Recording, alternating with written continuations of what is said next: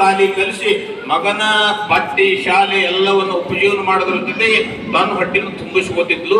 ಇಂಥ ಕಡು ಬಡತನದಲ್ಲಿರ್ತಕ್ಕಂಥ ಹೆಣ್ಣು ಮಗಳಿಗೆ ಒಂದು ದಿವಸ ಒಂದು ನೆನಪಾಯ್ತು.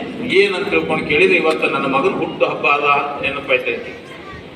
ಹುಟ್ಟು ಹಬ್ಬ ಅದ ಅಂತ ನೆನಪಾಯ್ತು. ಮಗನಿಗೆ ಹೊಸ ಬಟ್ಟೆ ತಂದು ಉಡಿಸ್ಬೇಕಂತ ತಿಳ್ಕೊಂಡು ಕೇಳಿದ್ರೆ ಕೈಯೊಳಗ ಕಾಸಿಲ್ಲ, ಮನೆಯೊಳಗ ಸಂಪತ್ತಿಲ್ಲ, ಬಹಳ ಕಡು ಬಡತನ.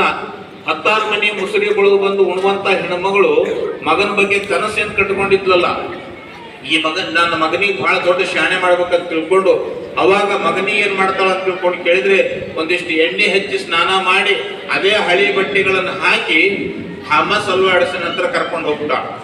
ಕರ್ಕೊಂಡು ಹೋಗಿ ಅವನ ಪಾದಕ್ಕೆ ನಮಸ್ಕಾರ ಮಾಡಿಸಿ ಅವನ ಎದುರು ಕೈ ಮುಗಿದು ನಿಂದ್ರಿಸ್ತಾಳ. ಮಗನಿಗೆ ನಿಂದ್ರಿಸಿ ಅಕ್ಕಿ ಹೇಳ್ತಾಳ, ಯಪ್ಪ ನಾನು ಬಹಳ ಕಡು ಬಡತನದಲ್ಲಿ ಹುಟ್ಟಿರ್ತಕ್ಕಂಥ ಹೆಣ್ಮಗಳದೇನಿ, ನನ್ನ ಗಂಡ ತೀರ್ ಹೋಗ್ಯಾನ, ನನ್ನ ಮನೆಯೊಳಗೆ ಏನೂ ಇಲ್ಲ, ಬಹಳ ಬಡತನ, ನಾ 10 ಮನೆ ಮುಸುರಿ ಬೆಳೆದು ನಾನು ಉಪಜೀವನ ಮಾಡುವಕ್ಕೆ ನನ್ನ ಮಗನ ಬಗ್ಗೆ ಒಂದು ಕನಸು ಕಟ್ಕೊಂಡಿನಿ. ಆ ಕನಸಿಗೆ ಒಂದು ಸಹಕಾರವಾಗಿ ಇವತ್ತು ಇವನು ಹುಟ್ಟು ಹಬ್ಬ ಅದ, ಇವನ್ ಹುಟ್ಟು ಹಬ್ಬಕ್ಕೆ ಒಂದು ಸಂದೇಶ ಕೊಡು, ಅದಕ್ಕಾಗಿ ನಾನು ಬಂದೀನಿ ಅಂತ ತಿಳ್ಕೊಂಡು ಹೆಣ್ಮಗಳು ಥಾಮಸ್ ಅಲ್ವಾ ಎಡಿಸನ್ ಹತ್ರ ಕೈ ಮುಗಿದು ಕಣ್ಣೀರ್ ಹಾಕ್ತಾ ಬೇಡ್ತಾಳ.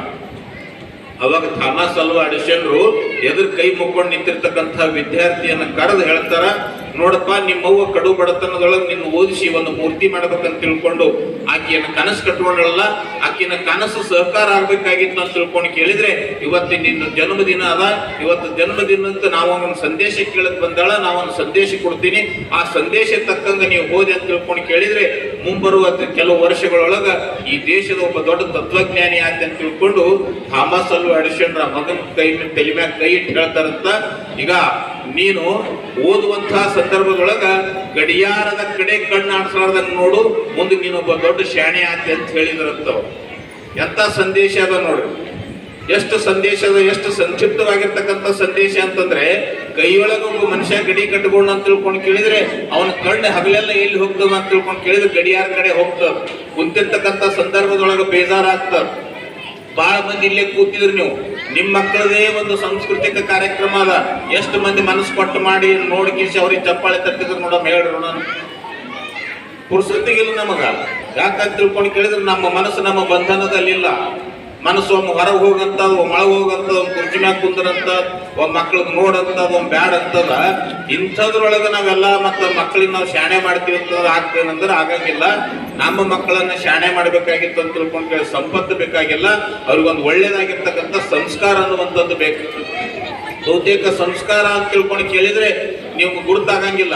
ಈ ಪಾದ ಪೂಜೆಯನ್ನು ಮಾಡಿಸಿದ್ರಲ್ಲ, ಪಾದ ಪೂಜೆ, ಪಾಲಕರಿಗೆ ಮಕ್ಕಳಿಂದ ಪಾದ ಪೂಜೆಯನ್ನು ಮಾಡಿಸಿದ್ರಲ್ಲ, ಇದು ನಮ್ಮ ಭಾರತ ದೇಶದ ಪ್ರಥಮ ಸಂಸ್ಕೃತಿಯ ಸಂಸ್ಕಾರ ಅಂತ ಕರೀತಾರೆ. ಇದು ಯಾರ ಮನೆಯೊಳಗ ಯಾವ ಮಕ್ಕಳು ತಂದೆ ತಾಯಿ ಪೂಜೆಯನ್ನು ಮಾಡ್ತಾವೋ ಅವ್ರು 33 ಕೋಟಿ ದೇವಾನು ದೇವತೆಗಳನ್ನ ಪೂಜೆ ಮಾಡ್ದಂಗ ಅಂತ ಹೇಳ್ತದೆ ವೇದ. ಆ ನಿಟ್ಟಿನೊಳಗ ಅಂಥ ಸಂಸ್ಕಾರವನ್ನ ನಮ್ಮ ಮಂಜುಳಾ ಮೇಡಮ್ ಅವ್ರ ಮಕ್ಕಳಿಗೆ ಕೊಡೋದ್ರ ಮುಖಾಂತರವಾಗಿ, ತಂದೆ ತಾಯಿಗಳಿಗೆ ಪಾದ ಪೂಜೆ ಮಾಡಿಸುವುದರ ಮುಖಾಂತರವಾಗಿ, ತಂದೆ ತಾಯಿಗಳಿಗೆ ನಮಸ್ಕಾರ ಮಾಡಿಸುವುದರ ಮುಖಾಂತರವಾಗಿ ಮಕ್ಕಳಲ್ಲಿ ಒಂದು ಆ ಶಕ್ತಿಯನ್ನು ತುಂಬ್ತಾರಲ್ಲ, ಇದು ಬಹಳ ಸಂಸ್ಕಾರಯುತವಾಗಿರ್ತಕ್ಕಂಥ ವಿದ್ಯಾಭ್ಯಾಸ ಅನ್ನುವಂಥದ್ದನ್ನ ಮಂಜುಳಾ ಮೇಡಮ್ ಅವ್ರು ಕೊಡುತ್ತಿರುವುದು ಬಹಳ ಶ್ಲಾಘನೀಯ ಅನ್ನುವಂಥ ಮಾತನ್ನು ಹೇಳಿಕ್ಕೆ ಬಹಳ ಸಂತೋಷ ಅನಿಸ್ತದೆ.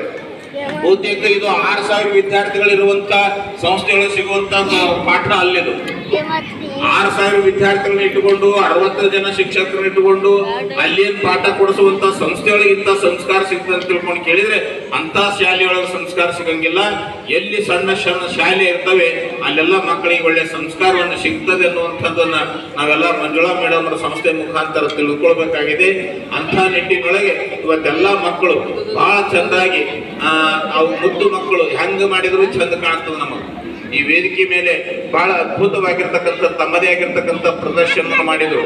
ಕೊನೆಯಾಗಿರ್ತಕ್ಕಂಥ ದೇಶ ಆಜಾದದ ಬಗ್ಗೆ ಒಂದು ನಾಟಕವನ್ನು ಮಾಡಿದ್ರು, ಕಿರು ರೂಪ, ಸಣ್ಣ ನಾಟಕ, ಬಹಳ ಅಂದ್ರೆ 2-3 ನಿಮಿಷದ ನಾಟಕ. ಅದು ಎಷ್ಟು ಜನರಿಗೆ ತಿಳಿಯುತ್ತೋ ಗೊತ್ತಿಲ್ಲ. ನಮ್ಮ ದೇಶಕ್ಕಾಗಿ ಲಕ್ಷಾಂತರ ಜನ ಪ್ರಾಣವನ್ನು ಬಲಿ ಕೊಟ್ಟಿದ್ದಾರೆ.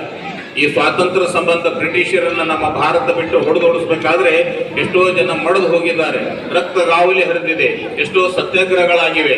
ಅಂಥದ್ರೊಳಗ ಒಂದು ಸಣ್ಣದಾಗಿರ್ತಕ್ಕಂಥ ಕಿರು ನಾಟಕದಿಂದ ಮಕ್ಕಳು ನಮಗೇನು ಕಣು ತೆರೆಸುವಂತ ಕೆಲಸ ಮಾಡಿದ್ರಲ್ಲ, ಇದು ಬಹಳ ಶ್ಲಾಘನೀಯ ಅನ್ನುವಂಥ ಕೆಲಸ.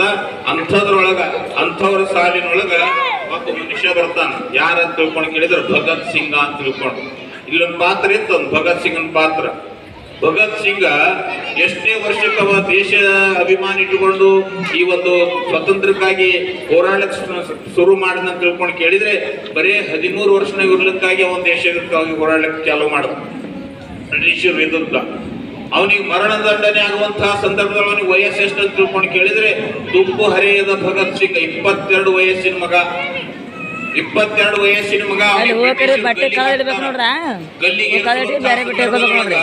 ಜೈಲಾಧಿಕಾರಿಗಳು ಬಂದು ಕೇಳ್ತಾರ, ನಿನ್ನ ಕೊನೆ ಆಸೆ ಏನಿಲ್ಲ, ನಮ್ಮ ಮಗು ನನ್ನ ಒಂದ್ಸರ್ತಿ ನಾನು ನೋಡ್ಬೇಕು ಅಂತಂತ. ನಾವು ಇನ್ನೇನು ಗಲ್ಲಿಗೆ ಏರಿಸ್ತಿರ್ತಾರ, ನನ್ನ ತಾಯಿ ಮುಖ ನೋಡ್ಬೇಕು ಅಂತಂದಿರ್ತಕ್ಕಂಥ ಸಂದರ್ಭದೊಳಗ ತಾಯಿ ಆಗಿರ್ತಕ್ಕಂಥ ವಿದ್ಯಾವತಿ ಬರ್ತಾಳ. ಭಗತ್ ಸಿಂಗ್ ತಾಯಿ ವಿದ್ಯಾವತಿ ಬರ್ತಿರ್ತಾಳ. ಬಂದಿರ್ತಕ್ಕಂಥ ಸಂದರ್ಭದೊಳಗ ಮಗನನ್ನ ನೋಡಿ ತಾಯಿ ಅಳುತ್ತಿರ್ತಾಳ. ಅಳುವಂತ ಸಂದರ್ಭದೊಳಗ ಭಗತ್ ಸಿಂಗ್ ತಾಯಿ ಹೇಳ್ತಾನ, ಇನ್ನೇನು ಒಂದು ಕ್ಷಣದೊಳಗ ಪ್ರಾಣ ಹೋಗ್ತದ ಮಗಂದು, ಗಲ್ಲಿಗೆ ಏರಿಸ್ತಾರ ಅಂತ ಅಳುವಂತ ತಾಯಿಯನ್ನ ಮಗ ಸಂತೈಸಿ ಹೇಳ್ತಾನ, ಯವ್ವ ನೀನ್ ಅಳ್ತಾ ಇದೆಯಲ್ಲ, ನಿನ್ನ ಕಣ್ಣ ನೀರೇ ನೋಡಿಲ್ಲ ನಾನು, ಮಗ ಸಾಯ್ತಾನ ತಿಳ್ಕೊಂಡು ನೀ ದುಃಖ ಪಡ್ತೇನಂತಂದಾಗ ತಾಯಿ ವಿದ್ಯಾವತಿ ಅಂತಾಳ, ಇಲ್ಲಪ್ಪ ನಿನ್ನ ಗಲ್ಲಿಗೆ ಏರ್ತಿ ಅಂತ ನಾನು ಅಳಕತ್ತಿಲ್ಲ. ನೋಡ್ರಿ ಮಕ್ಕಳಿಗೆ ಎಂತ ಪ್ರೇರಣೆ ಕೊಡ್ಬೇಕು ತಾಯಿ ಅಂತಂದ್ರೆ, ವಿದ್ಯಾವತಿ ತಾಯಿ ನಮಗೆಲ್ಲ ಆದರ್ಶ ಆಕಿ. ಭಗತ್ ಸಿಂಗನ ತಾಯಿ ವಿದ್ಯಾವತಿ ನಮ್ಮೆಲ್ಲರ ಬದುಕಿಗೆ ಆದರ್ಶ ಆಕಿ. ನೇಣುಗಂಬ ಏರುವಂತ ಮಗನಿನ ಕಂಡು ಕಣ್ಣೀರ್ ಹಾಕುವಂತ ತಾಯಿ ಹೇಳ್ತಾಳ, ನೀನು ಸಾಹಿತಿ ಅಂತ ನಾನು ಅಳಕತ್ತಿಲ್ಲ, ನೀನು ನೇಣುಗಂಬಕ್ಕೆ ಹಾಕ್ತಾರ ಅಂತ ನಾನು ಅಳಕತ್ತಿಲ್ಲ. ಆದ್ರೆ ಈ ವಿದ್ಯಾವತಿಗೆ ಬರೀ ಒಬ್ಬ ಭಗತ್ ಸಿಂಗ್ ನನ್ನ ಹೆರುವಂತ ಶಕ್ತಿ ಭಗವಂತ ಕೊಟ್ಟನಲ್ಲ, ಇನ್ನೂ